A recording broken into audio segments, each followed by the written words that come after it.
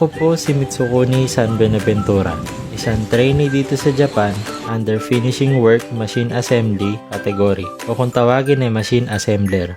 Nais ko pong ibahagi ang aking pinagdaanan bago ako makarating dito sa Japan. Ito ay upang magsilbing inspirasyon sa mga aplikante o nangangarap magpunta dito upang magtrabaho. Hindi po madali ang pinagdaanan ko mula sa pagpapa-interview. Hindi lang isang beses ako sumalang sa interview, kundi 3 beses. 3 beses na interview sa loob ng 7 buwan bago ako maselect ng employer. Iba po pag Japan ang pinili mong applyan. Kasi pagkatapos mong maselect, isa sa requirement na kailangan mong i-comply ay mag-aral ng kanilang lingwahe. 2 buwan din po ang gugugulin mo sa training. Hindi po pwedeng madali ang proseso ng deployment pag Japan. Kailangan mong magtiyaga at sumunod sa proseso ng agency. Ang Nihongo language ay training po ay napaka-importante sa isang worker dito sa Japan. Bakit po? Pagdating mo dito sa Japan, wala pong mag-i-interpret para sa iyo. Hindi madali, di ba? Pero kung porsigido ka sa desisyon mo at gusto mong mabago ang kinabukasan mo at ng pamilya, walang imposible.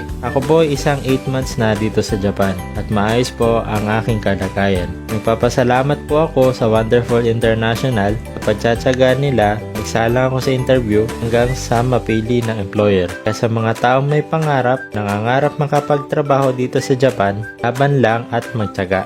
Kung kaya ko, kaya nyo rin.